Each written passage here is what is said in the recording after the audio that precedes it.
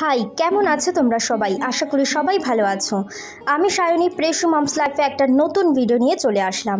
বেশ কিছুদিন ধরে ইউটিউবে ফেসবুকে একটা হ্যাক দেখতে পাচ্ছি, যেটা কিনা এই পিতলের বা কাঁসার বা তামার বাসন এই মাটির প্রদীপের সাহায্যে পরিষ্কার করা যায়। তো চলো, আমিও দেরি না করে এই হ্যাকটা ট্রাই করে ফেললাম। প্রথমে একটা মাটির প্রদীপ নিয়েছি, এবার আর লেবু আর লবণ।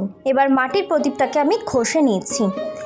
দেখতে পাচ্ছ যে ঘটিটা কতটা কালো হয়ে আছে। আমি প্রথমে ভেবেছিলাম যে এটা এমনি নর্মাল সবাই দেখাচ্ছে, এরকম আদেও কিছু হয় না।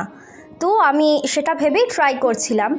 তো প্রথমে আমি এই মাটির প্রদীপটাকে ঘষে নিয়েছি। এরপর আমি লেবুটাকে ভেবেছিলাম যে প্রথমে লেবুটা দিয়ে মাটির দিয়ে মানে মাটির ওপরে দিয়ে লাগিয়ে তারপরে ডলবো, কিন্তু পরে মনে হলো যে সব কিছু একবারে মিক্স করে লাগানোটা ভালো হবে। তো আমি দেরি না করে সে লেবুটাকে চিপে রসটা বার করে মাটির গুঁড়োর সাথে লবণটা মিশিয়ে নিয়ে আমি ঘটির গায়ে লাগিয়ে দিচ্ছি। আমি তো ভাবতেই পারিনি যে এরকম রেজাল্ট পাবো। ভিডিওতে দেখাচ্ছিল ঠিকই যে লাগানোর সাথে সাথেই চকচক করছে, তা কিন্তু নয়। একটু টাইম ধরে ঘষছিলাম, আর যত ঘষছিলাম তত পরিষ্কার হচ্ছিল। আমি তো দেখে খুবই অবাক হয়েছিলাম যে এরকম পরিষ্কার হতে পারে, তা আবার এত কালো ঘটি। ছোটোবেলা থেকে আমরা দেখে এসেছি আমাদের মা ঠাকুমারা কিন্তু কাঁসা বা পিতলের জিনিস পরিষ্কার করতো তেঁতুল দিয়ে, কিন্তু তেঁতুল ছাড়াও যে পরিষ্কার করা যায় এই কাঁসার বাসন, তা আবার এত চকচকে, তাই হ্যাকটি ইউজ না করলে বোঝা যাবে না।